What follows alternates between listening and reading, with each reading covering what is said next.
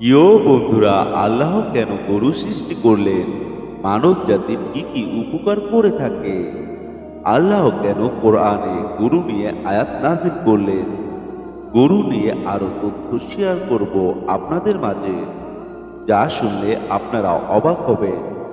সূরা নাহালের ৬৬ নম্বর আয়াতে আল্লাহ তাআলা বলেন, আর নিশ্চয়ই চতুষ্পদ জন্তুর মধ্যে তোমাদের জন্য শিক্ষণীয় বিষয় রয়েছে। আল্লাহ বলেন, আমি তোমাদের উদরস্থ গোবর ও রক্তের মধ্য থেকে তোমাদেরকে পান করাই বিশুদ্ধ দুধ, যা পানকারীদের জন্য সুস্বাদু। গরুর দুধে রয়েছে ভিটামিন ডি, যা আমাদের হাড় ও দাঁত মজবুত করতে এবং পেশি গঠনে সাহায্য করে। গরুর দুধ আমাদের রোগ প্রতিরোধ ক্ষমতা বাড়াতেও সাহায্য করে। তাই আল্লাহ বলে, গরুর দুধ তোমাদের জন্য একটি অন্যতম নেয়ামত। গরু আমাদের বিভিন্নভাবে উপকার করে থাকে, যেমন কৃষকের হাল টানা। গরু আমাদের জন্য খুবই উপকারী প্রাণী। এরা আমাদের দুধ দেয়, যা একটি পুষ্টিকর খাবার। এছাড়াও গরুর মাংস আমিষের একটি বড় উৎস। গরুর চামড়া দিয়ে বিভিন্ন পণ্য তৈরি করা হয়। গরু আমাদের জন্য একটি আশীর্বাদ। পৃথিবীতে আল্লাহ কোনো কিছু অযথা সৃষ্টি করেনি।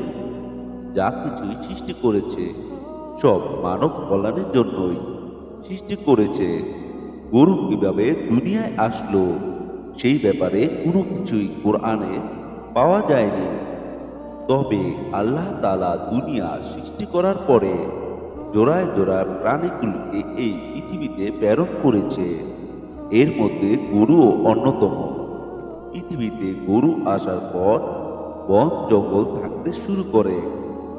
তখন মানব জাতি বুঝতে পারত না গরু একটি উপকারী প্রাণী। আস্তে আস্তে তারা গরুর উপকার বুঝতে পারে এবং বাসস্থানের ব্যবস্থা করে দেয়। এখনো অনেক জাতের গরু আছে যারা মানব জাতির সামনে আসে না, আর তারা সব সময় বন জঙ্গলে বেশি থাকতে পছন্দ করে। গরু নিয়ে আরো যদি কোনো তথ্য জানতে চান, তাহলে কমেন্টে জানাবেন। আপনারা সুস্থ থাকবেন, ভালো থাকবেন। আল্লাহ হাফেজ।